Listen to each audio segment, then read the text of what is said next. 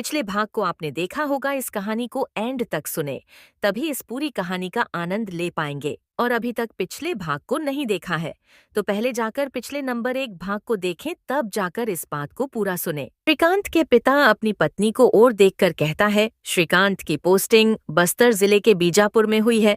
इस बात पर श्रीकांत की माँ कहती है, हो तो क्या हुआ, सरकारी शिक्षक है, कहीं भी जाकर पढ़ाना ही तो है।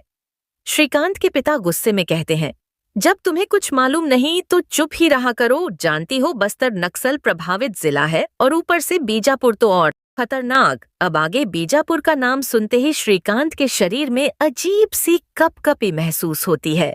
उसके शरीर के रोंगटे खड़े हो जाते हैं, उसका दिल धड़कने लगता है, मन प्रफुल्लित हो उठता है। उसे लगता है कोई उसे आने के लिए प्रोत्साहित कर रहा है। श्रीकांत को समझ नहीं आता है कि उसके साथ अचानक ऐसा क्यों रहा है। थोड़ी देर बाद श्रीकांत नॉर्मल हो जाता है और उसके मन में उत्साह भर जाता है। उसे बीजापुर से खिंचाव महसूस होने लगता है। वह तय कर लेता है कि किसी भी हाल में वह बीजापुर ज्वाइन करेगा।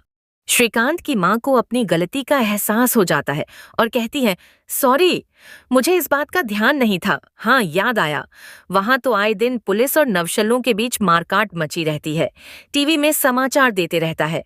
2 साल पहले पुलिस गाड़ी को दंतेवाड़ा के नजदीक गांव में बम से उड़ा दिए थे, जिसमें 35 पुलिस वाले मारे गए थे। श्रीकांत के पिता, हाँ, अब सही लाइन पर आ गई हो, अब तुम्हें समझ आ गया होगा कि मैं उदास क्यों हो गया था। श्रीकांत की माँ श्रीकांत की ओर देखकर कहती है, तब तो बेटा तुम इस नौकरी को छोड़ दो, अभी तो और भी नौकरियां निकलने वाली हैं, तुम्हारी अभी उम्र भी कम है। श्रीकांत के पिता, अभी जल्दबाजी मत करो, मैं देखता हूं कि मैं क्या कर सकता हूं, कहते हुए वे बाथरूम जाने के लिए उठते रहते हैं।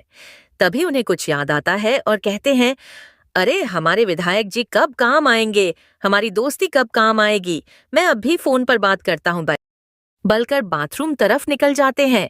थोड़ी देर बाद वापस आकर अपना मोबाइल निकालते रहते हैं।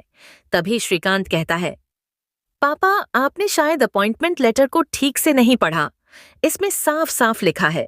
श्रीकांत पढ़कर बताता है, पदस्थ स्थान में किसी भी प्रकार की परिवर्तन नहीं किया जाएगा और नियत तिथि के भीतर अपनी उपस्थिति दर्ज नहीं करने की स्थिति में नियुक्ति पत्र अमान्य माना जाएगा। श्रीकांत के पिता, अरे नियम कानून सभी में लिखा रहता है, 1 मिनट रुको तो सही, मैं बात करके देखता हूँ, कहकर मोबाइल में नाम सर्च करने लगते हैं। राधा कृष्ण वर्मा उनके विधानसभा क्षेत्र के विधायक, जो श्रीकांत के पिता के बचपन के दोस्त रहते हैं, दोनों कॉलेज तक साथ पढ़े हुए होते हैं। विधायक जी का नाम मोबाइल में एमएलए नाम से सेव करके रखे थे। कॉल कर देते हैं। थोड़ी देर तक बात करने के बाद विधायक जी इस मामले में अपना हाथ खींच लेते हैं और कहते हैं, रामू, ऊपर से आदेश है, अभी कुछ नहीं हो सकता। अभी श्रीकांत को ज्वाइनिंग कर लेने को कहो, 3 साल बाद ट्रांसफर करवाकर वापस लाने की जिम्मेदार मेरी है। सरकारी नौकरियां बहुत दिनों बाद निकली हैं, ये मौका मत छोड़ो, ज्वाइन करने के लिए बोल दो। बातें हो जाने के बाद श्रीकांत के पापा फोन बंद कर देते हैं। मन उदास हो जाता है। फोन का स्पीकर ऑन होने से सभी लोग दोनों की बातें सुन लेते हैं। कमरे में शांति फैल जाती है। इस बीच श्रीकांत अपॉइंटमेंट लेटर को 2-2 बार पूरा पढ़ लेता है। थोड़ी देर बाद खामोशी तोड़ते हुए कहता है, पापा ये मेरी पहली नौकरी है और पहली बार में ही मेरा सिलेक्शन भी हो गया। पापा आप कहते हो ना कि पैर के पास आई किसी भी अवसर को लात नहीं मारना चाहिए। शायद भगवान मेरी परीक्षा लेना चाहता है, वह देखना चाहता है कि मैं इस अवसर को किस रूप में लेता हूँ। श्रीकांत की मम्मी, वो सब ठीक है बेटा, पर तुम हमारे इकलौते बेटे हो, यदि तुम्हें कुछ हो गया तो हम जीते जी मर जाएंगे। श्रीकांत अपनी माँ की बात सुनकर तुनक कर कहता है, अरे माँ, मुझे भी बस्तर और बीजापुर के बारे में मालूम है, समाचार पत्रों में पढ़ता रहता हूँ। नक्सल लोगों की दुश्मनी स्थानीय पुलिस, बीएसएफ और सीआरपीएफ के साथ है। आम लोगों को वे कुछ नहीं करते। श्रीकांत के पिता, पर कभी कभी गेहूं के साथ साथ घुन भी पिस जाते हैं बेटा। श्रीकांत, बीजापुर बस्तर एरिया का एक छोटा सा शहर है। वहाँ जनता की रक्षा के लिए मिलिट्री कैंप और पुलिस कॉलोनियां बनी हुई है। वहाँ आम लोगों को कोई खतरा नहीं है। श्रीकांत की माँ, ये तो ऐसा बता रहा है कि जैसे वहाँ रहकर आया है। श्रीकांत, अरे नहीं माँ, कॉलेज की लाइब्रेरी में मैंने ढेरों किताबें इस संबंध में पढ़ी हैं।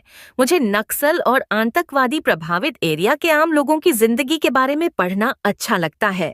अच्छी खासी बहसबाजी के बाद अंत में श्रीकांत के जिद और उसके कॉन्फिडेंस को देखते हुए श्रीकांत के मम्मी पापा हार मान लेते हैं और अंत में उसे जाने की इजाजत दे देते हैं, लेकिन इस शर्त पर कि उसके साथ उसके पापा भी बीजापुर पहुंचाने जाएंगे, ज्वाइनिंग करवाकर और एरिया देखकर 1 हफ्ते बाद वापस आ जाएंगे। श्रीकांत खुश हो जाता है। 2 दिन बाद उन्हें निकलना है।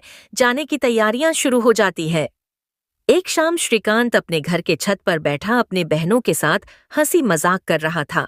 तभी एक हवा का झोंका उसके ऊपर से होता हुआ गुजर जाता है।